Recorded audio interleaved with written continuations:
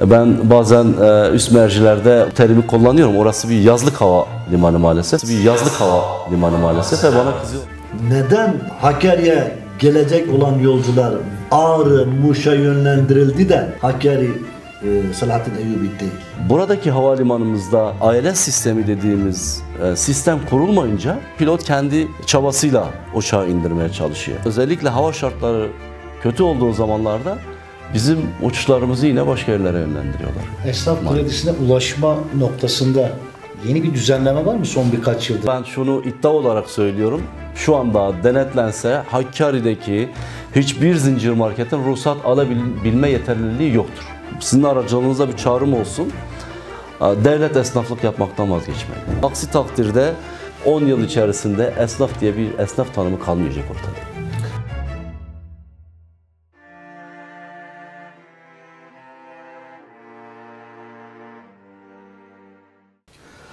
Merhaba değerli dostlar.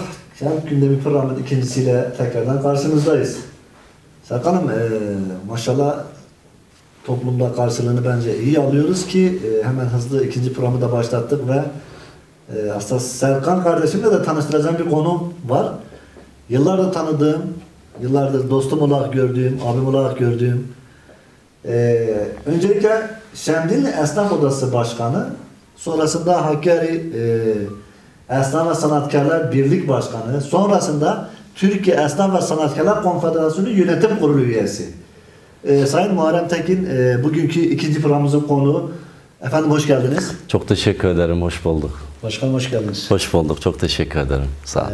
Hakkari'de bir yerel televizyon olmadığını geçen hafta yine gündeme getirdik, konuştuk. Evet. Hakkari tanıtımın katkılarıyla bu açığı doldurmaya çalışıyoruz. Siyasi temsilciler, bürokratik temsilciler, sivil toplum kuruluşundan temsilciler. Bu programda ağırlayalım dedik. Bir televizyonumuz yok ama çok şükür sosyal medya gibi çok gelişmiş platformlar var artık hayatımızda.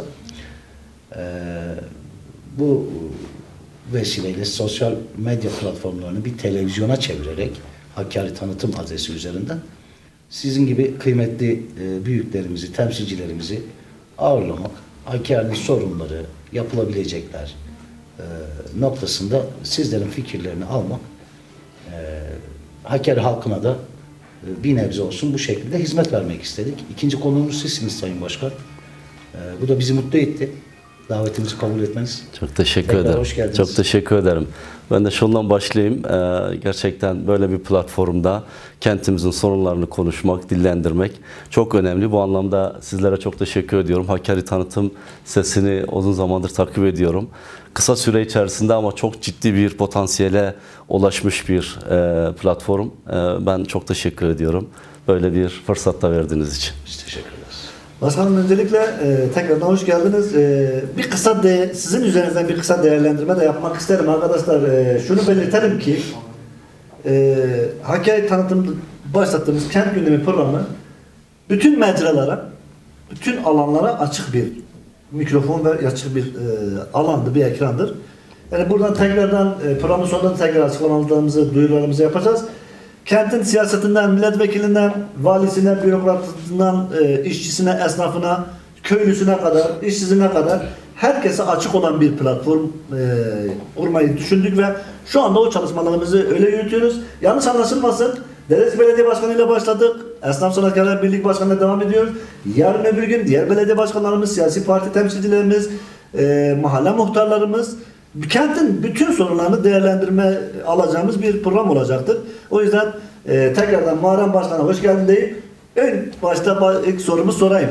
Başkanım, adettendir.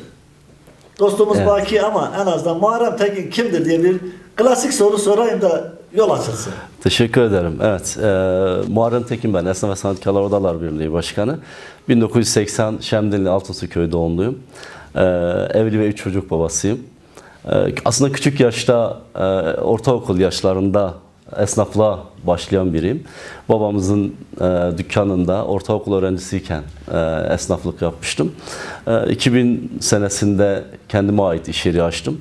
Ve 2003 senesinde de Esnaf ve Sanatkarlar Odası'nı, Şemdinli'de Esnaf ve Sanatkarlar Odası'nı korucu başkanı olarak aynı görevime şu anda devam ediyorum. 2012 senesinde de Yine Şemdinli'de eksik olan şoförler odamızı da kurarak esnaf ve sanatkarlar odasına dahil ederek her iki odayı şu anda bir çatı altında yürütüyoruz. 2022-2018 tarihinde de Hakkari Esnaf ve Sanatkarlar Odaları Birliği Başkanlığı'na seçildim. Aynı görevimi şu anda devam ettirmekteyim. 2022 yılında da Türkiye Esnaf ve Sanatkarları Konfederasyonu Yönetim Kurulu üyeliğine seçildim. Orada da halen devam etmekteyim. Başkanım öncelikle tebrik ederim. Teşekkür ederim. Bütün bu geçmişiniz, esnaf boyutlu ticaret geçmişinizle birlikte yönetimsel başarılarınızdan dolayı tebrik ederim. Serkan ilkti galiba konfederasyon yönetiminde bir Hakkari'nin görev alması. Galiba 15 kişilik bir yönetim. 15 kişilik bir yönetim. Türkiye genelinde 15 kişilik, evet. Hakkari başkan olarak bu bizi gururlandırıyor tabii. Başkanım, babamın dükkanı dediniz. Evet. Dükkan neydi? Ne satıyor? Mobilya üzerine bir işletmemiz vardı. Hem yarı imalathane, çoğunlukta alım satım üzerinde, evet. Alım satım üzerine yoğunlukta. O dönem babamıza ait iş yeriydi. Biz de dediğim gibi ortaokul yaşlarında orada aile şirketi olarak işlettiğimiz bir yerdi. Daha sonra 2000 senesinde kendi aynı mobilya sektörü üzerinde devam ettim. Evet. Şimdi devam ediyor mu? Hayır, şu anda aktif olarak çalışmıyorum. Bu oda şeyleri olunca, sorumluluklar biraz artınca, evet, şu anda mesleğimi aktif olarak yürütemiyorum maalesef. Evet. Hasan, Serkan niye baba mesleği deyince, babam dükkan deyince o da babasının dükkanı. Benim de babamın dükkanı. Bir tane babamın dükkanı olmamış. 87'den beri elektrikçi bir aileyiz. İşte babam köy hizmetlerinden emekli oldu. 2 oğlu, yani 2 abimle beraber üniversiteyi kazanınca emekli oldu. İkramiyesini aldı. Bir de iş kurayım dedi. İşte çok kalabalık bir aile falan. Biz de elektrikli ev aletleri tamiri üzerine 87'den beri master yapmış bir aileyiz. Hala devam ediyoruz. Çok güzel. Başkanım, aslında hemen zaman harcamayıp gündemlere değinmek istiyorum. Özellikle Twitter'da, X'ten çok yoğun bir mesainiz var. Arkadaşlar, Muharrem Başkan'ı tanımayanlar için söyleyeyim. Tanıyanlar genelde biliyor da. Sosyal medyayı çok aktif kullanan, can alıcı konulara sürekli duyarlı olan ve dokunan ve sorunun peşine düşen bir başkan olarak tanıdık ve şu anda da öyle devam ediyor. Başkan, esnafımız konusunda ihtiyaçlarla oradan başlayalım. Evet. Özellikle 2024 yılında 247 esnafın kepenk kapattığını belirttiniz. Belki devlet cenahında bu rahatsızlık da yaratmıştır sanki, ama rakam ne? Sebepleri ne? Onu biraz açabilir misin? Evet, yani son 5 yıl verilerine baktığımız zaman açıkçası pandemi sürecinden bu yana Hakkari genelinde, Hakkari ve bağlı ilçelerinde açılan esnaf sayısıyla kapatılan esnaf sayısı arasında bir fark olduğunu görüyoruz. Şimdi 2024 yılının 12 ay içerisinde Hakkari genelinde 247 esnafımız kepenk kapattı. Ben terk ticaret ediyorum şeklinde. Bu sadece bizim esnaf siciline yansıyan veriler. Ama acı bir durum daha var ki bunun birçok daha fazlası esnaf siciline bildirmeyen, yani kendi işletmesini kapatmış, kepengini kapatmış ama esnaf siciline resmi olarak bildirmemiş ve onu biz bilmiyoruz. Ama resmi olarak gelen kayıtlarımızda 247 esnafımız 2024 yılı içerisinde kepenk kapattı. 2025'in son 3 ay içerisinde de 55 esnafımız kepenk kapatmış. Yani son 3 ay içerisinde baktığımız zaman Hakkari'deki bizim toplam esnaf sayımız zaten 5600 civarında. Dolayısıyla son 3 ay verilerine baktığımız zaman 55 esnafın Hakkari'de kepenk kapatması gerçekten bunun bir sorun olduğunun, önde bir sorun olduğunun açıkça şeyidir. Başkanım, kategorize ettiniz mi? Yani iş yerini kapatan esnaflar hangi sektörden daha çok? Evet, yani acı bir durum aslında ama şunu tespit ettik orada. Daha çok böyle son bir yıl içerisinde açmış. Yani yeni işletmesini kurmuş ama sürdürememiş, sürdürülebilirliği olmayan bir yıl içerisinde tekrardan işletmesini kapatanlar. Maalesef genelde hep öyle. Genelde hep, evet, maalesef öyle. Genelde hep yeni açılan işletmeler. Mesela bu arkadaşlar, sizin kendi tespitiniz benim için çok önemli. Çünkü çekirdekten gelen bir esnaf. ve sürekli 23 yıldır da yöneten bir esnaf diyeceğim. Bu arkadaşlar alan hatası mı yaptılar? Birikim sıkıntısı mı vardı? Yoksa ekonomik olarak mı kaldıramayacağı bir yükün altına mı girmişlerdi? Neydi sorun? Yani şu anda ülke genelinde bir ekonomik krizin içinde olduğumuz kesin. Hakkari özelinde de baktığımız zaman Hakkari'nin ekonomisi de belli, aslında ciddi bir ticari potansiyele sahip bir bölgeye sahibiz aslında, ama şimdi bu yeni açılan işletmelerin kısa sürede kapanmasının önündeki en büyük sorun, engel şudur: son zamanlardaki girdi maliyetlerinin çok fazla olması. Yani özellikle kira artışları çok yüksek boyutta olduğu zaman, şimdi bir işletme yeni kurulduğu zaman en az bir yıl içerisinde kâra geçemez. Bir yıl veya bazen 2 yıldan sonra kâra geçebilecek durumda. Dolayısıyla şimdi destek de alamayınca, çünkü son zamanlarda esnafın direkt sıcak paraya ulaşma konusu da biraz sıkıntılı. Yani direkt çok kolay krediye ulaşamıyor veya ulaşsa bile kredilerdeki faiz oranları o kadar yüksek ki, dolayısıyla bir destek alamayınca bu işletmelerin sürdürülebilirliği biraz zor oluyor. Dolayısıyla kendi öz sermayesiyle bir yıl dayanabiliyor, 2. yıl dayanamıyor, işletmesini kapatmak durumunda kalıyor. Yani bunun en büyük sebepleri girdi maliyetleri ve birinci derecede de kira. Esnaf kredisine ulaşma noktasında yeni bir düzenleme var mı son birkaç yıldır? Yani esnaf işte 3 yıl, 5 yıl önceki şartlarla aynı şartlarda mı ulaşabiliyor? Yani şu anda esnaf ve sanatkarlar kredi kooperatifleri üzerinden kredi kullanabiliyorlar. Bizim Hakkari'deki limitimizde 850 bin ve 1 milyon civarında kredi kullanabiliyor, ama bahsettiğim gibi az önce faizleri biraz yüksek olunca çok cazip gelmiyor esnafa. Dolayısıyla ticari bir kredi kullanmaya çalıştığı zaman %50'ye varan bir faiz oranları var. 1 milyon çektiği zaman 1,5 mu ödeyecek? Ortalama evet. 3 yıl 33 yıl için 36 ayda 1,5 milyon civarında bir geri ödemesi oluyor. Tabii bunun ilk etapta piyasa tanınmadığı için de potansiyel müşteri öyle bir dezavantajı da oluyor elbette. Bu kredi bankalara göre daha avantajlı bir kredi. Tabii. Bu haliyle bile %50. Yani normal ticari kredilere göre %50 hazne destekli, faizin hazne destekli %50'si, ama bu bile cazip gelmiyor aslında. Bu bile yüksek geliyor. Bankalarda hiç çekilmiyor. Başka bir şeydir. Onu böyle ekonomik olarak gelirken ve esnafımıza Konkordato ilan eden var mı Hakkari'de? Konkordato ilan eden daha çok bunlar ticaret odasına bağlı olan üyeler olduğu için, yani şirket, tüzel kişilikler olduğu için bize bağlı olan esnaflar da yok. Ama benim bildiğim kadarıyla Hakkari genelinde Konkordato ilan eden herhangi bir şirket yok. Evet. Çok büyük şirket de yok Hakkari. Yani öyle büyük potansiyelli bir şirket de yok. Bu kapanmaların büyük bir sebebi de zaten bir şey var. İşte maliyet girdileri dediniz. Evet. Gelen esnafımıza birazdan sokaklara da iniyoruz, biliyorsunuz bizim program formatımız gereği. Evet. Konuğumuzu sokaklara soruyoruz. Kira üzerinde konuşmalar vardı. Aslında gençler sen rejiye sorsak hazır mı? Tabii. Sorulara geçelim, belki bizim önümüze ışıkta tutar. Tabii ki. Sokak ne sormuş onu bir öğrenelim. Rejiye hazırsa biz sokaklardan gelen soruları alalım mı? Merhabalar Ciha Bey. Erkan Özdemir, Özdemir Elektronik. Bulak Mahallesi, Atlılar Caddesi, Binyeli Sokak. Şu an sıkıntılarımız bir kira, 2 yol. Yol konusunda şöyle bir sıkıntımız var. Hem imarda geçen bir yolumuz var. Yol kapalı, taşlar bırakılmış. İkincisi de kahve var orada, işgal etmiş halde. Bu yüzden hani kardeşlerimiz geçememekte. Bu sokağın biraz da hani diğer sokaklara göre çok öyle. Arka taraf zaten sanal sokağı. Kendi araçlarımızla buraya giremiyoruz. Toptancı arkadaşlarımız giremiyor. Yol kapalı. Bu konu hakkında başkanımız ne yapabilir? Neler yapabilir bizim için? Evet. Evet, teşekkür ediyoruz. Geçmeden önce şeyi soralım. Esnaf arkadaşımıza teşekkür ederiz. Şöyle arkadaşımıza ek olsun diye. Hakkari ve ilçelerin dahil olmak üzere kentteki trafik sorunu ve işte bu ve benzeri sorunlar mutlaka Şemdinli, Derecik ve Çukurca İlçeköy'de de vardır. Genel bazlı bir bakabilirsek sevinirim.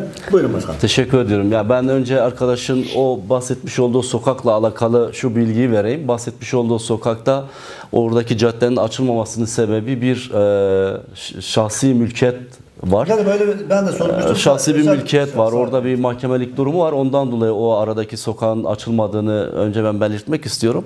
Ama bununla ilgili yetkili mercilerle tekrar görüşüp oradaki sokaktaki esnafımızın sıkıntısını birebir de ben gördüm. Bu konuyu çözmek adına ilgili ve yetkili kişilerle, mercilerle görüşeceğiz. Kısa bir süre içerisinde inşallah oradaki sorunu çözmeye gayret edeceğiz. Sizin sorunuza geleceksek, evet, yani Hakkari genelinde bağlı ilçelerle beraber maalesef imarın acizliğine uğradığımızı belirterek birçok sokağın imarda açık olmasına rağmen çıkmaz sokak olduğunu her tarafta görebiliyoruz. Hakkari merkezde de var. Bu bağlı ilçelerimize de maalesef böyle. Dolayısıyla bu trafiğin yoğunlaşmasına sebep oluyor. Bu nasıl aşılabilir? Belediyelerimiz bu konuda hızlı bir şekilde buna el atıp özellikle kapalı olan sokakları imarda görüldüğü şekilde veya yeni imar çizerek bu sokakları açarsa buradaki trafik sorununu çözebiliriz diye düşünüyorum. Başkanım, Esnaf Birlik Başkanı sıfatıyla elbette ki Şemdinli ve Yüksekova Hakkari merkezi de şoförler odası da size bağlı. Evet. Ticari taksiler, minibüsler. Minibüslerde şöyle bir sorun geliyor. Bize özellikle iletildi. İlçelerde de yani çok fazla bir yolcu yoğunluğundan bahsediliyor. Zamanında gelip gidemem. Belediye araç servisleri evet. dahil olmak üzere zamanında gelip gidememe, 45 dakika 1 saate yakın yollarda bekleme ve ticari taksilerin kentteki konumlandırma noktalarındaki sıkıntılarına yönelik ve taksimetre noktasında. Bu konudaki gelişmeler nelerdir ya da sorun olan bulup da burada dillendirmek istediğiniz, yetkililere ulaştırmak istediğimiz bir şey. Biraz da o mevziyi de açmak isteriz. Evet. Değil mi? Evet, teşekkür ediyorum. Yani toplu taşıma sektörü Hakkari merkezde ve Yüksekova'da uzun zamandır var ama diğer ilçelerimize, Derecik ve Şemdinli ilçelerimize yeni başlayan bir sektör. Toplu taşımada sıkıntılar var. Az önceki bahsettiğim trafik akışıyla alakalı aslında burayı da etkileyen bir durum var. Şimdi toplu taşıma servislerimiz çarşı merkezlerini veya mahallelerde gelip gittikleri zaman, çarşı merkezini özellikle kullandıkları zaman durak yapabilecekleri bir cep girişleri çıkışları yapılmamış.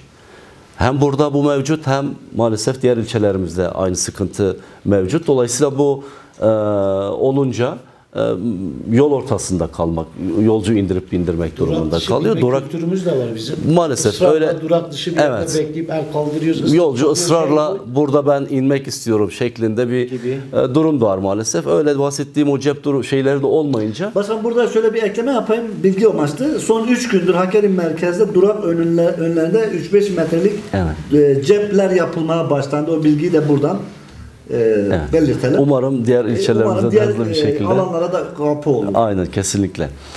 Taksiyle alakalı ben toplu taşımalardaki yoğunlukla alakalı şunu söyleyeyim.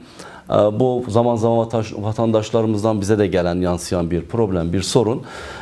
Ama toplu taşımalar bildiğiniz gibi Türkiye'nin her yerinde oturan ve ayakta kalan yolcu sayısına göre bir durum söz konusu toplu taşımalarda. Ama buna rağmen yine vatandaşlardan gelen sorunlar var. Buna ilişkin bizler ne yapabiliriz? Ben Şoförler Odası, Esnaf Odalar Birliği Başkanı olarak diğer odalarımızla işbirliği yaparak en azından bu konuda şoför esnafımızı belki seminerlerle biraz eğitim konusunda onlarla bir araya gelip bu sorunu belki çözebiliriz ve buna eğileceğimizi belirtmek istiyorum. Başkanım, az önce bir vatandaşımız kiralardan dert yakındı. Tabii Hakkari'de değil, bütün Türkiye'de artık böyle ciddi bir problem var. Bunun yasadaki yeri nedir? Yani ben bir mülk sahibi olarak evdeki ya da iş yerindeki kiracının kirasını her sene nasıl yükseltebilirim? Ne oranda yükseltebilirim? Başıma buyruk mu? Bunun bir kotası mı var? Bir sınırı mı var? Bu durumu biraz açar mısınız? Evet, biliyorsunuz pandemi sürecinde 2021 yılında aslında yasalaşan bir kanun vardı. Konutlarda %25 kira artış oranı belirlendi. Bu bir iki sefer süre uzatımına da girdi ama şu anda o yasa da düştü. Çünkü belli bir süre için, sadece pandemi süresi için çıkarılan bir yasaydı. Dolayısıyla aslında kiraların önüne geçebilecek mevzuatta bir herhangi bir yasa yok maalesef. Neye bağlı olarak yapılıyor? Normalde tefe-tüfe oranına göre, yani o yılda belirlenen enflasyon değeri ve tefe-tüfe oranlarına göre kira artış belirlenmesi gerekiyor ama maalesef ki Türkiye genelinde ve Hakkari özelinde kira artışları son 2-3 yılda bunun çok üzerinde, yani %100'lere varan, %200'lere varan bir kira artışları maalesef ki mevcut. Bu hem konutlardaki vatandaşlarımızı çok ciddi bir şekilde etkiliyor, hem az önce söylediğim gibi esnaflar üzerinde, iş yerleri üzerinde çok ciddi bir girdi maliyeti arttırıyor. Bu nasıl çözülebilir? Belki bir yasal bir mevzuatla çözülebilir.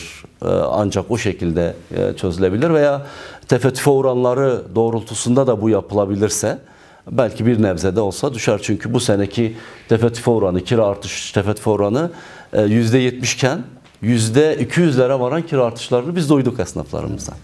Bu da ciddi bir sorun gerçekten. Evet, ben ricada bulunayım. Turizmcimiz Sayın İsa Erkaya, Sibar Otel Müdürümüz. Buyursunlar. Turizm hakkında bir soru sormuştu. İsa Erkaya, Sibar Otel'in işletme müdürü. Malum biliyorsunuz Van Havalimanı Mayıs ve Eylül arası bir pist onarım bakımı çalışması olacak. Haliyle seferleri Ağrı ve Muş üzerine planlanmış. Bizim de Sayın Başkanımıza şöyle bir talebimiz var. Malum sezonumuz açıldı. İlimize gelecek olan gruplar şu rezervasyonlar iptal edildi. Başkanımıza bu Van Havalimanı'nın seferleri yüksek hava alınması ve sefere atılması bir çalışması var mı? Talebimiz bu yönde. Başkanımıza teşekkür ediyoruz. İyi çalışmalar diliyoruz. Başkanım, geçen CHP il başkanlığından da yapılan, Suzan Başkan da yaptığı açıklama ki ben de gerçekten sormak istediğim bir soruydu. Evet. Van Ağrı 200 küsür. Vanmuş keza onun 200 küsürün küsürü ama Hakkari bölgesi onun çok çok altında, 130'larda falan. Evet. Neden Hakkari'ye gelecek olan yolcular Ağrı, Muş'a yönlendirildi de Hakkari Selahattin Eyyubi değil. Yüksek Hava Havaalanımızda değil. Bu konuda hem kendim sıkıntılıyım, hem sizin de sıkıntılı olacağınızı düşünüyorum. Çünkü İstanbul'dan yatırımlar o tarafa, yani Türk Hava Yolları'na ve bağlı şirketlerin yatırımlar o tarafa yaptığı bilgisi geldi. Bu konuda hem rahatsızlığınızı dinlemek istiyorum hem de çözüm önerisi nedir, ne yapalım? Öncelikle esnaf arkadaşımıza yine teşekkür ediyorum. Ulaşım konusunda vatandaşlarımız, çoğu takip eden arkadaşlarımız bilirler ki özellikle Hakkari'nin ulaşımı konusunda sık sık ben gündeme getirdiğim konulardan bir tanesi ve hava yolu ulaşımıyla alakalı da çok ciddi bir sıkıntı yaşadığımızı, il olarak ciddi bir sıkıntı yaşadığımızı söylemek istiyorum. Bunu zaman zaman devlet hava meydanlarında, Türk Hava Yolları'nda, Ulaştırma Bakanlığı'nda bunu çok dillendirdik, konuştuk. Yüksek Hava Selahattin Eyyubi Havalimanımız maalesef, ben bazen üst mercilerde bu terimi kullanıyorum. Orası bir yazlık havalimanı maalesef ve bana kızıyorlar zaman zaman bunu söylediğim zaman, ama gerçekten öyle. Çünkü biz kış aylarında o havaalanını kullanamıyoruz. Açılan bir havalimanı, güzel bir havalimanı, potansiyeli yüksek bir havalimanı. İki ülkeye sınırımız var. 3 sınır kapımız var. Ciddi bir yolcu potansiyelimiz var ama hava ulaşımını ciddi bir şekilde kullanamıyoruz. Şimdi buradaki havalimanımızda ALS sistemi dediğimiz sistem kurulmayınca uçaklar o piste yakın geldiği zaman pilot kendi çabasıyla uçağı indirmeye çalışıyor. Dolayısıyla zaman zaman özellikle hava şartları kötü olduğu zamanlarda bizim uçuşlarımızı yine başka yerlere yönlendiriyorlar. İptal ediliyor. Yanı başımızda Van Havalimanı varken buradaki uçuş iptal edilince veya burada uçak inemeyince Van'a inmiyor. Ya Erzurum'a ya Diyarbakır'a yönlendiriliyor. Bunu çok dillendirdik, söyledik, anlattık ama maalesef böyle ciddi bir sorunumuz var. Evet, önümüzdeki günlerde Van Havalimanı, Ferit Melen Havalimanı tadilata alınacak. Buradaki sefer sayılarının en az bir kısmını Yüksekova yönlendirilmesi konusunda biz de gerekli girişimlerde bulunduk ama zannedersem hava alanlarının hem potansiyeli hem de Van orta bir alanda olduğu için dışarıdan batıdaki, yani batıda dediğim işte Bitlis'in, Muş'un vesaire o taraftaki yolcuların da o uçak Van Havalimanı'nı çok kullandığı, dolayısıyla Yüksekova'nın biraz daha uzak kalabileceği düşünülerek Muş'a ve Ağrı'ya yönlendirilmiş. Ama bununla ilgili girişimlerimizi devam ettireceğiz. En azından bir kısmını, Van'daki uçak seferlerinin bir kısmını Yüksekova Havalimanı'na yönlendirmek konusunda çalışmalarımız. Ağrı ile Muş arasında biri 270 kilometre, Evet. biri 230 kilometre. Yani Hakkari ile kıyaslandığında 50 kilometrelik bir fark var hem Evet. ulaşımdan. Yine daha kolay. Başkanım, yazlık havaalanı dedik ya. Şimdi sonbaharda, kışta kullanamayışımızın sebebi biraz rüzgarlar mı? Yani bölgenin şartlarını biliyoruz. Özellikle kış aylarında Yüksekova sert geçen bir, özellikle yoğun sis de çok olduğu aşikar. Dolayısıyla söylediğim gibi o otomatik iniş sistemi olmayınca, ALS sistemi olmayınca Biz biraz manuel göremiyorum. Manuel kullanıyoruz. Dolayısıyla aslında bu bir risktir de, yani büyük bir risktir de. Oradaki uçak içerisindeki bütün insanların hayati bir riski de var. Ama maalesef Yönetenler orada haklı denilebilir mi? efendim. Yönetenler yani bu karar alanlar haklı çıkıyor denilebilir mi? Yani şunu Kısmen belirteyim. Sanki Şunu belirteyim. Yüksekova Havalimanı'na 2 yıldır bahsettiğim o ALS sistemi cihazları gelmiş. 2 yıldır Yüksekova Havalimanı'nda bekletilmesine rağmen kurulumu bir türlü gerçekleştirilemedi. bence bunun üzerine gitmek lazım. çok ciddi Evet. gitmek lazım yani. Yani bence artık buradan sesleniyoruz arkadaşlar, Şimdi neden bu cihaz Kuşkonmaz Cami var İstanbul'da. İşte Sultan Mimar Sinan'a diyor ki bu kuşlar camilerimizin çatılarına çok konuyor ve gübresi pisliği de çürütüyor çatıları. Evet. Yani kuşların konamayacağı bir cami mümkün mü diyor. Mümkün diyor efendim. Sonra bir araştırma yapıyor. Rüzgarları hesaplıyor. Yılın her günü, her anı sert rüzgarlar gören bir noktaya Kuşkonmaz Camii yapılıyor. Kuşlar konamıyor rüzgarlardan Evet. dolayı. Bizim havaalanında sanki uçak konmaz havaalanı. İşte rüzgardan, sisle, yani uçak konmasın diye olmaz. sanki hesaplanmış. ALS'e kurulamaz havaalanı. Sözünü ettiğiniz sistem kurulmuyor. Yani uçak konmasın diye mi yapıldı bu havaalanı? Bunu bir sorgulamak lazım. Kesinlikle, yani bunu çok söyledik, çok konuştuk. O cihazların Yüksekova'ya getirilmesi için çok çaba sarf ettik. Devlet hava meydanlarında tutuluyordu. Hatta başka yere aktarılacaktı. Baskı kurduk. Dedik ki burası için alınmış bir cihazsa o zaman orada bulunsun. O şekilde buraya getirildi. 2 senedir bekletiliyor ama maalesef kurulamadı. Bu da hava yolu ulaşımında oldu mu Sayın Başkan? kesinlikle o Hangi konuda mevkilere? hem devlet hava meydanlarında hem valilik nezdinde şu anda kış aylarında orayla ilgili bir çalışma yapıldı aslında ama yani bu cihazların kurulması aslında 1 aylık bir süreç. Ya değil mi? O yüzden Bir aylık yani bir onun süreç. üzerine gitmek lazım. Ama 2 yıldır orada cihazlar çürüyor. Cihazlar çürüyor. Meydanlarına sormak lazım. Ama Sayın kurulamıyor. Valimizle birlikte, milletvekillerimiz ya da yerel yöneticilerimizle birlikte, siyasi iradeyle birlikte bunu biraz sanki peşine Kesinlikle, düşmek lazım. kesinlikle. Çünkü hem o manuel sistemden kurtarmak için hem de can ve mal güvenliği Yani açısından bugün o sistem Yüksekova Havalimanı'nda o sistem kurulmuş olsaydı belki de Van'daki uçak seferlerinin bir kısmını oraya aldırmak daha kolay olabilirdi. bu da hem ekonomik olarak katkısı Evet, var. kesinlikle. Konu açılmışken şöyle bir bilgi de sunmak istiyorum.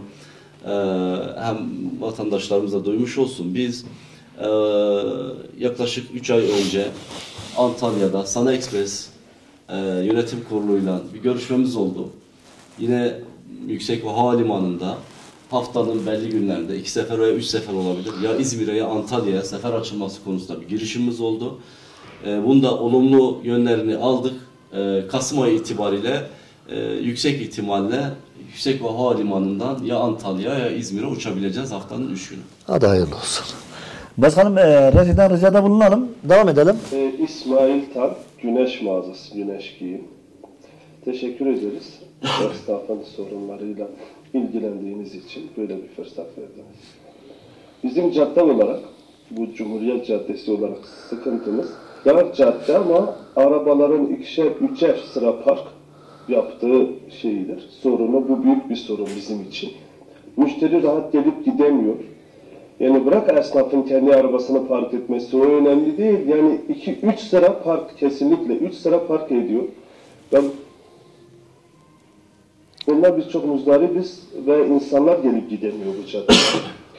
İkincisi, bu cadde biraz üvey evlat muamelesi görüyor. Bütün caddelerde yeni tarz, yeni tip aydınlatma direği var. Böyle hem daha makyajlı, böyle daha modern bir görüntü var direklerde. Bizim daha çok eski tipler. Biz de o direklerden, güzel aydınlatma direklerinden istiyoruz. Biraz daha bu caddeye bakılmasını istiyoruz. Bizim burada ilgilenen yok. Çok şey kaldı bizim bu cadde böyle. Kenar cadde orada artık. Bizim burada esnaflar dar durumda olduğu için çoğu zaman ödemelerimizi bile doğru düzgün yapamıyoruz. Bu konuda Muharrem Başkanı, TES Genel Başkanı Bendevi Bey'e veya işte genel BDDK'ma artık nereye, ilgili bakanlığa mı artık bize faizsiz bir kredinin sağlanması. En azından Hakkari'nin bu konuda şeyi hak ediyor, pozitif bir ayrımcılık. Teşekkür ederiz, sağ olun. Başkanım, öncelikle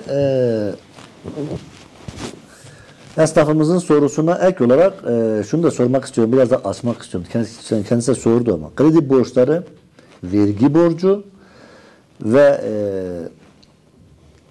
çevre düzenlemesi açısından özellikle bu bahsettiği yol İş Bankası'ndan aşağı güneye doğru inen okullar bölgesi, Ticaret Lisesi'ne, Hakkari Lisesi'ne inen yoldan bahsediyor. Hakikaten sorundur. Değil mi? Esnaf Birlik Başkanı iken şu araçlar da sizde. O yüzden kentin yöneticileriyle birlikte belediye valilik üzerinden kent otoparkları noktasının dahil ederekten böyle bir soru cevabını bekleyeyim sizden. İsmail Bey'e teşekkür ediyorum sorusundan dolayı. Bahsettiği caddeyi, sokağı biliyorum haklı olarak. Özellikle aydınlatma olmadığı konusunda bilgi sahibiyiz bizler de. Oradaki hem park sorunun çözülmesi ama buradaki araçların çarşı merkezindeki park sorunuyla alakalı o sorun çözülebilmesi için daha fazla park alanlarının açılması gerekiyor. Dolayısıyla bizim coğrafyamıza biraz bu konuya bu şeyde çok müsait değil aslında çarşı merkezinin park alanları, ama bunu biraz daha açılabilir. Oradaki park sorunuyla ilgili ve aydınlatma direkleriyle ilgili de belediyeyle ve Sayın Valimizle bu konuyu bizzat görüşeceğim. O sokaktaki esnafımızın o sorununu giderilmesi konusunda gerekli çalışmalarımızı yapacağız. Başkanım, eski belediye geçen sene yıkılan belediye ve polis lojmanları birkaç yıldır, 4-5 yıldır galiba yıkık orası. Yüzlerce araca park imkanı sağlıyor. Fakat bu geçici bir durum. Yani yarın öbür gün yıkılan belediyenin olduğu yere ya bir bina yapılır ya da bir yeşil alan yapılır. Polis lojmanları da muhakkak, yani o arsa da değerlendirilir devlet tarafından. Lojmanlar yapılır tekrar. Şu anda yüzlerce araca park olanağı sağlayan o arsalar yarın öbür gün elimizden gidecek. Yani bir park alanı olarak kullanamayacağız. Hakkari'de ciddi bir park sorunu var. Evet. Bu yerlerin tekrar imara açılmasıyla bu sorun kat be kat artacak. Bu konuda bir çalışmanız var mı? Park sorunu nasıl gidereceğiz? Evet, yani bahsetmiş olduğunuz eski belediyenin binasının yıkılıp oradaki şu anda park alanı olarak kullanılan yerde bildiğim kadarıyla alt katında yine otopark olarak kullanılacak, otopark olacak. Üstü kent meydanı olarak geçecek, yeşil alan olarak geçecek ama oradaki araç parkı olacak. Aşağı taşınacak. Aşağı taşınacak, Güzel. orada araç parkı olacak. Bunun ne zaman...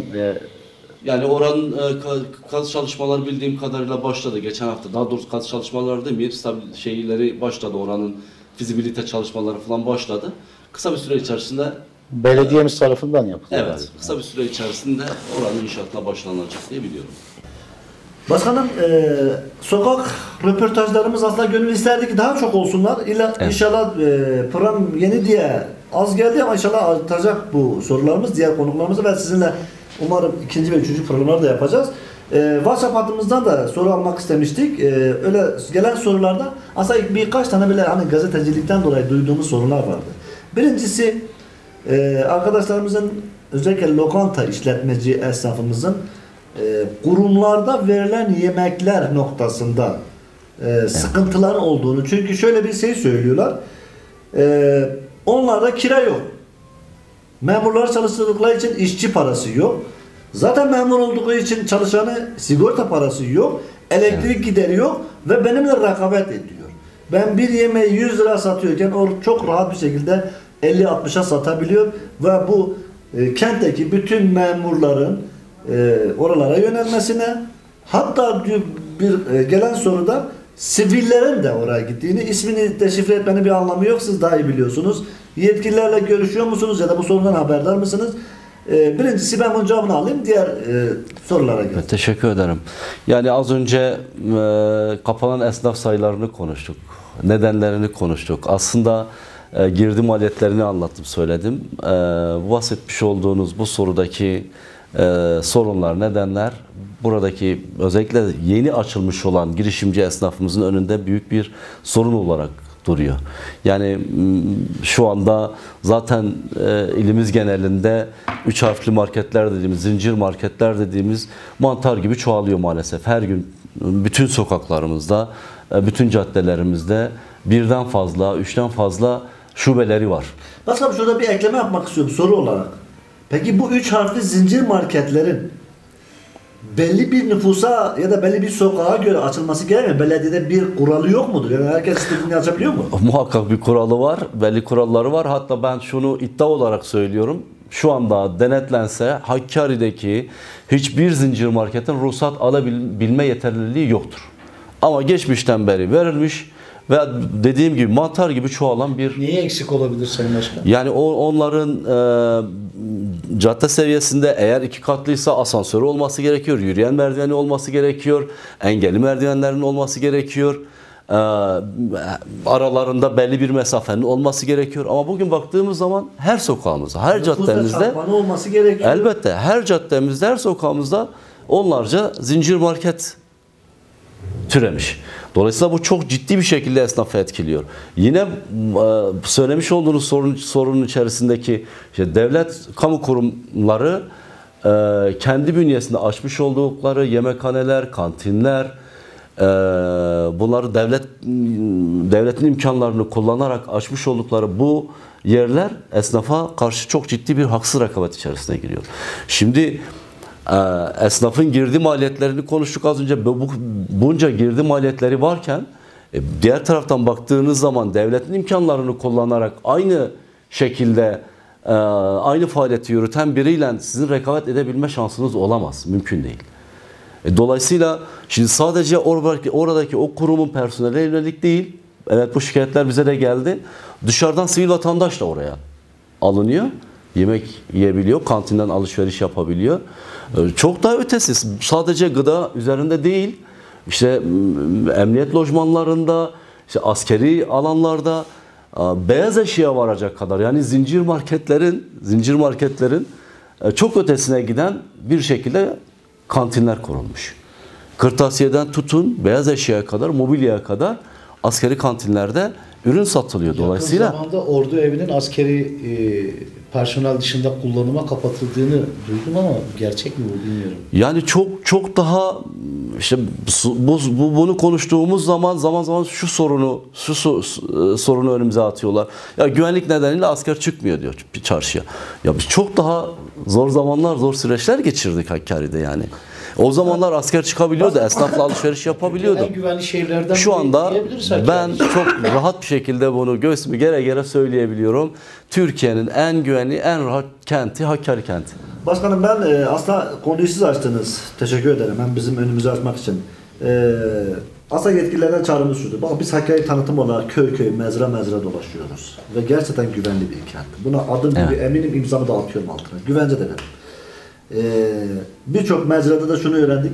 Hakkari'de tamam, anladık, güvenlik adı altında bir sürü misafirimiz var. Asker, uzman, polis ve güvenlik kadrosunda.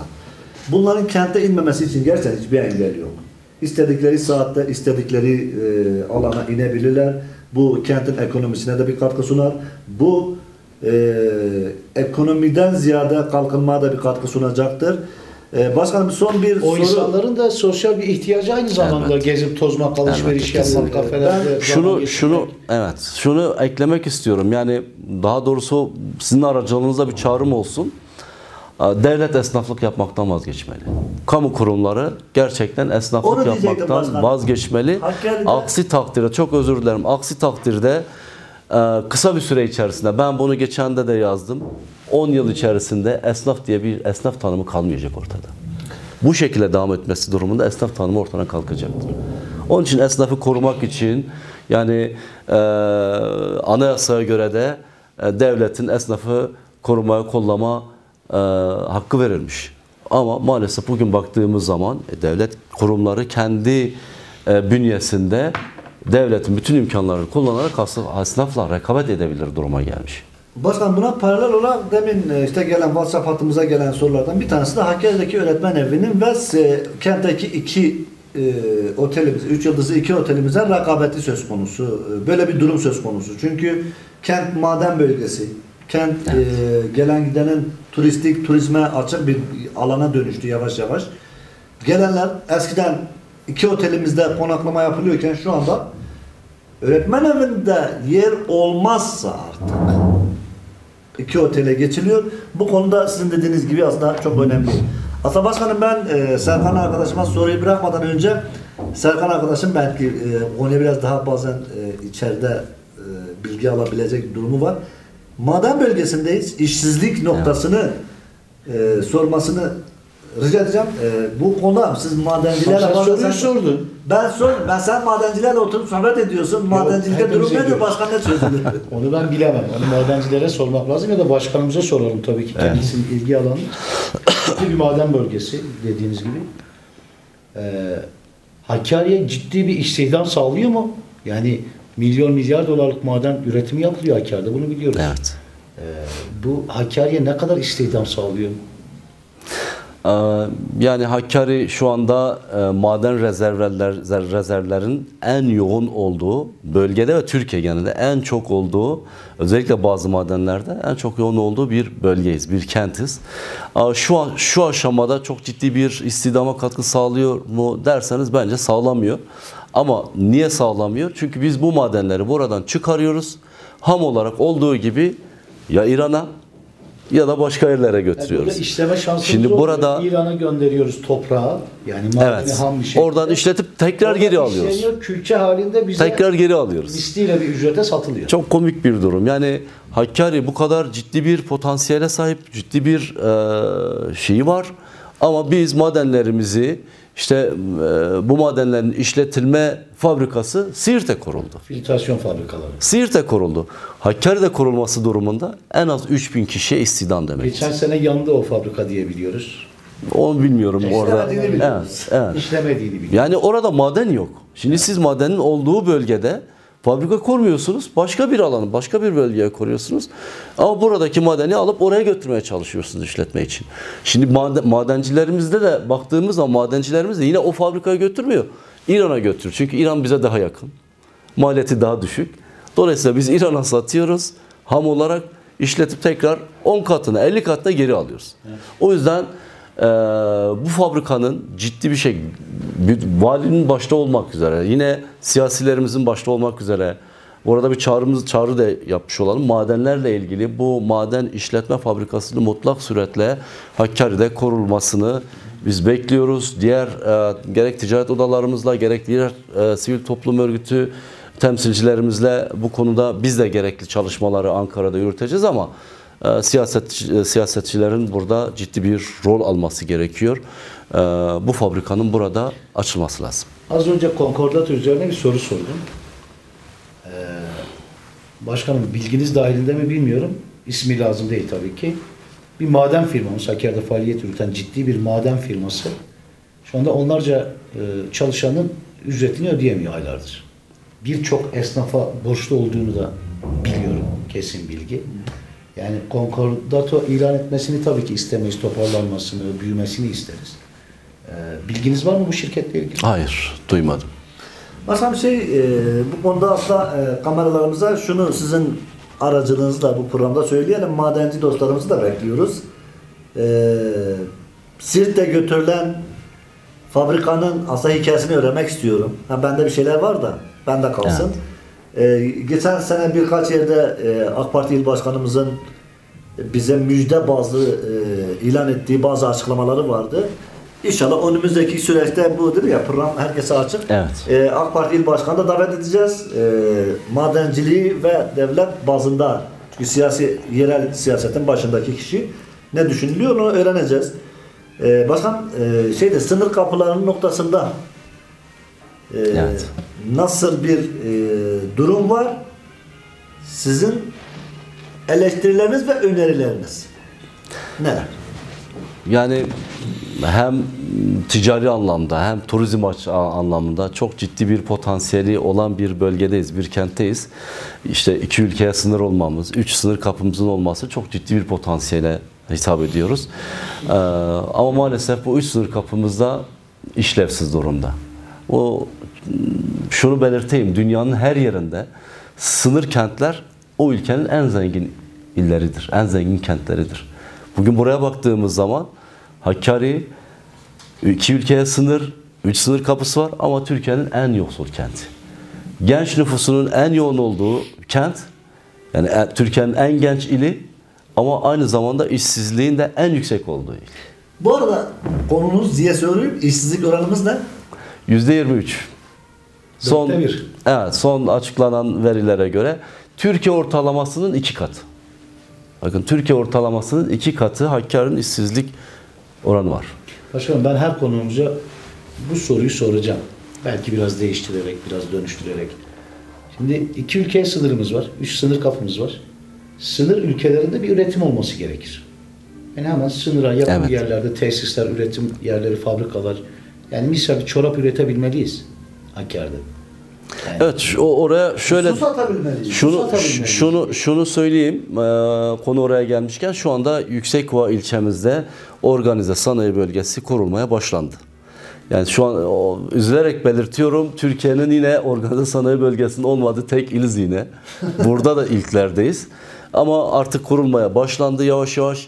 Organize sanayi bölgesi kurulduktan sonra orada üretim fabrikaları da olacaktır. Ama az önce bir konuya değindik. İşte yeni açılan işletmeler, girişimciler bir yılını doldurmadan kapatmak zorunda kalıyor. Sürdürülebilirliği olması lazım. Orada organize sanayi bölgesinde kurulacak olan imalatçılar, kurulacak olan fabrikaların biraz açılması lazım. Dolayısıyla bu da her 3 sınır kapımızı da aktif hale getirerek oradaki ticareti sağlayabilmemiz lazım. Biz Irak, dışa bağımlı bir Irak gibi bir aslında potansiyel müşterimiz var. İran gibi güçlü bir devlet var, şey var. ticaret var. Yani her ikisini de bir ülke İran, ama o ambargodan muafız biz Türkiye olarak. Evet. Yani ticaret serbest. Yani bunları kullanabilmemiz lazım. Bunları kullanabilmemiz lazım. İş insanlarımızın özellikle büyük iş insanlarımızın görece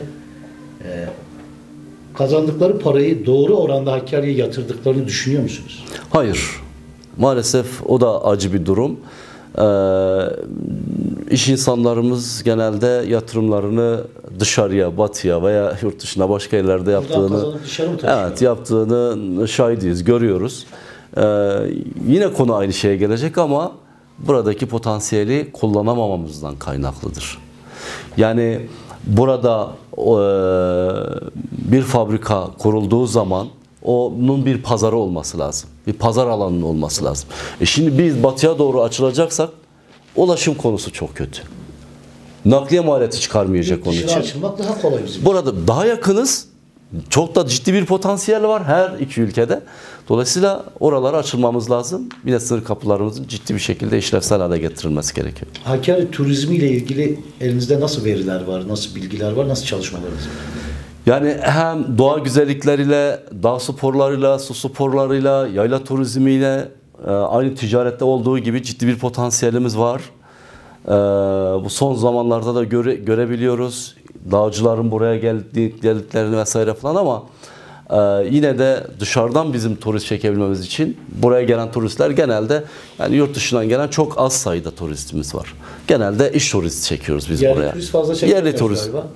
Yerli turist aslında. Dış Yerli turisti turist. fazla çekemiyoruz. Dış turisti fazla çekemiyoruz. Yerli Bizim tur grupları iyi geliyor. bizim Hakkari olarak İran'ı ve Irak'a daha yakın olduğumuz için oraya hitap ediyoruz. Eyvallah. Bakın Hakkari özellikle yaz ayları için Irak'taki vatandaş için bir yayladır. Yaz ayları Serin, için. daha güzel bir coğrafya. Ve akın akın gelecekler buraya. Ama bizim sınır kapılarımız yine belirtiyorum. Sınır kapılarımızı işlevsel hale getirmemiz Türkiye'deki lazım. kayak tesisi ben çoğu hani her birimizin onlarca yüzlerce tanıdığı var, akrabası var Irak'ta. Yani bu turizmi dediğiniz gibi yazın yayla için, kışın da orada çünkü orada kar yağmıyor. Evet. Batıya gideceklerine buraya. Gençlik Spor Müdürümüzün Gelebilir. çayını içtim geçenlerde Emin Bey'in. İnşallah konuk edeceğiz kendisini. Ben şimdi açıklamayacağım. Konuk ettiğimizde kendisi açıklar. Kayak merkeziyle ilgili çok ciddi girişimler var bu sene. İnşallah. Umarım hepsi Evet. gerçekleşir. Başkanım bir şeyi sorayım. Yavaş yavaş sona yaklaşırken programımızın sonuna iki soruyu birleştirip Evet. birincisi doğayla alakalı çok duyarlı olduğunuzu biliyorum. Her sene yazın bölgede sıcaklıklar, anız ya da kaza sonucu yangınlar çıkar. Bu sene de bekliyoruz. Çünkü doğanın kanunudur. Batıda da oluyor, doğuda da oluyor. Yalnız bu sefer önceden davranacak mısınız? Bir yerlere bir çağrı yapacak mısınız? Evet, Daha kesinlikle. ekolojik bakış açınızı biraz öğrenmek istiyorum. Teşekkür Yani ederim. bölge açısından biraz ekolojiye bakışınız nedir? Yani kesinlikle çok ciddi bir sorun, çok ciddi bir coğrafi güzelliğimiz var ama bunu koruyabilmek de çok önemli. Maalesef her sene işte orman yangınları, işte Yüksekova Nehir Sazlığı aslında Cumhurbaşkanı kararnamesiyle koruma altındayken orası her sene yakılıyor. Bilinçli yakılıyor ama. Amaç ne olabilir ki yani? Bilinçli yakılıyor ve bunun her seferinde çağrısını yapıyoruz, söylüyoruz. Ama bu sene için şöyle bir orayla ilgili o yangının çıkabilecek dönemlere o zamanlarda doğa severlerle birlikte orada bir nöbet tutmayı hedefliyoruz. Kimse yakmasın. Kimse yakmasın gerçekten. Yani özellikle geçmiş dönemlerde güvenlik nedeniyle ormanlarımız Biz de bunu yakıldı. dedik ki kameralarımızla eşlik edeceğiz. Hakikaten Seve orada seve. olacağız. Yani bilinçsiz bir şekilde ormanlarımızı kestik, yaktık. Bu çok korkunç bir şey. Doğanın bir geri dönüşü de vardır. Yani ormanların yakılmasıyla, kesilmesiyle çok daha büyük doğal afetlere neden olabiliriz. Kesinlikle. Onun için özellikle vatandaşlarımızdan ricamız yaz aylarında burada zaman zaman çok sıcak geçen yaz aylarında da işte piknik yaptıkları Mangal, alanlarda, yere gidilmez. mangalda veya araç kullanırken araçta sigaraların camdan atmamaları yönünde biz şimdiden uyarılarımızı yapmış olalım. Bütün arkadaşlarımızı bu anlamda duyarlı Aslında ben olmak de şöyle bir istiyorum. çağrıda bulunayım Sayın Orman Bölge Müdürlüğü ve ilgili arkadaşlar. Evet. Arazörlerinizi, itfaiye aracınızı... Onlar da gerekli önlemlerini şimdiden bölgesel almaları hazırlığı gerekiyor. Evet, yapalım. tedbirlerini şimdiden almaları önemli. Çünkü basın, medya, iletişim ağı bu kadar geliştirmişken artık biz şuraya ulaşamıyoruz, oraya gidemiyoruz demenin bir anlamı yok. Gerekçeler kabul edilecek bir durumda değil. Kesinlikle. Başkan ben kendi adıma son sorumu soracağım. Serkan arkadaşımın kafasında ne var bilmiyorum ama onu da dinleyeceğim ama ben sorumu sorayım öyle pası size bırakayım. Son dönemlerde 40-50 yıldır devam eden bir bölgedeki sıkıntının yavaş yavaş sanki sona yaklaşılıyor gibi bir Evet. adımlar atılıyor. İmral olur, Ankara olur, Irak'taki yapı olur, Suriye'deki yapılaşma olur. Durum ortada. Fazla irdelemenin Evet. bir anlamı yok. Siz zaten ne olduğunu biliyorsunuz. Bu süreç bakış açınız nedir? Olumlu, olumsuz bulduğunuz tarafı var mı, yok mu? Destekliyor musunuz? Karşı mısınız? Ben Muharrem Tekin'in fikrini Yani bilmek istiyorum. barışı desteklemen yoktur herhalde elbette. Maalesef 10 yıllardır süre gelen bir çatışmalı ortam diyeyim. Bölgemizde, özellikle bölgemizde, içinde bulunduğumuz kentimizin de ciddi bir sorunlarla karşılaşıldığı bir problem, bir sorun. Bunun çözüm yollarını aramak, çözüm sürecinin başlatılması açıkçası bütün bölge halkını biraz umutlandırdı, biraz heyecanlandırdı. Ama şunu söylemek istiyorum bu konuda. Geçmiş dönemlerde de buna benzer süreçler yaşandı. geldi ama sonradan tekrar bozuldu. Tekrardan aynı sorunlar, aynı sıkıntılar bir daha yaşamış olduk. Umutluyuz. Umut ediyorum ki sonuca varsın. Her iki taraflar arasında samimi bir şekilde bu süreç ilerlesin ve bir an evvel sonuç bulsun. Yani insanlar ölmesin.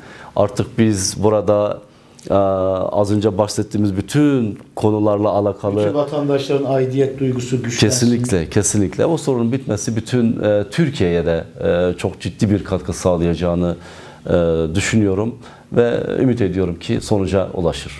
İnşallah başkanım. Çünkü başkanım şöyle bir şey, ben de aynı fikirdeyim. Bir gözyaşının ne rengi ne ırkı yoktur. Kesinlikle. Bir ananın kimden olması önemli değil. Bir evladın hangi kesimden olduğu da önemli değil. Cezaevlerinde on binlerce özgürlüğünü bekleyen insanlar var. Sürgüne gitmiş insanlar var. Mutluluğun gelmesi aslında o kadar da uzak değil. Sanki Evet. zor da değil. Yetkililerden ricamız da, bizim de umudumuz o yöndedir. Artık bizim nesil bir ömrü şeyle geçirdik. O Evet. tedirginlikle geçirdik. Çatışma Maalesef. ve yasaklanma olaylarıyla geçirdik. Bari çocuklarımız rahat etsin. Kesinlikle. Başkanım, ben kendi adıma son sorumu sormuş oldum Serkan kardeşim. Başkanım şunu merak ediyorum. Ciddi bir STK temsilcisi başkanısınız. Kentimizin sorunlarının giderilmesi, daha refah içinde bir yaşam yaşanabilmesi noktasında devlet kurumlarıyla, bürokrasiyle iletişiminiz ne düzeyde, istediğiniz oranda, düzeyde bir koordinasyon sağlayabiliyor musunuz? Yani iletişim konusunda bir sıkıntımız yok. Bütün gerek siyasi mercilerle gerek mülki amirlerimizle görüşme konusunda, iletişim konusunda bir problemimiz falan öyle bir sorunumuz yok. İstediğimiz zaman o sorunları iletebiliyoruz. Şöyle bir sıkıntımız var. Şimdi biz sivil toplum kuruluşu, şahsım adına söyleyeyim, bir konuyu, kentin bir sorununu dillendirdiğimiz zaman, konuştuğumuz zaman, anlattığımız zaman sanki bir yerlere muhalefet ediyormuş gibi o şekilde bir yansıtılma oluyor. Ben bu konuda ciddi anlamda rahatsızım. Ben hiç herhangi bir siyasi görüş gözetmeksizin, yani siyasi bir şeyimiz yok bizim, bir yapımız yok. Biz sivil toplum kuruluşuyuz. Dolayısıyla burada bir kesimi temsil ediyoruz. Sivil toplum kuruluşun amaçlarından biri de kentin sorunlarını konuşmak. Biz bu sorunlarımızı konuşmayacaksak biz bu kentin bireyleriyiz. Bu kentin belli bir kesimini temsil eden şahıslarız. Kentimizin sorunlarını konuşmayacak, burada oturmamızın, bulunmamızın hiçbir anlamı da yok diye düşünüyorum. Dolayısıyla muhatap her kim olursa, karşı taraf muhatap kim olursa, kentimizin sorunlarını konuştuğumuz zaman onlara karşı bir muhalefet ettiğimizi düşünmemelerini istiyorum ben. Şöyle mi anlayalım? Siz kente dair bir sorunu gündeme getirdiğinizde iktidara muhalif bir siyasi parti gibi mi görülüyorsunuz? Evet, öyle lanse ediliyor. Öyle lanse ediliyor ve bu bizi üzüyor açıkçası. Çünkü bizim öyle bir şeyimiz yok. Yani bugün kentimizin sorunlarını konuşacağız. Kime anlatacağız? Elbette ki iktidara söyleyeceğiz. Sistemimizi iktidara yapacağız. Kime yapacağız? Kentin valisine yapacağız. Yani buradaki sorunun muhatabı kimse ona yapacağız haliyle.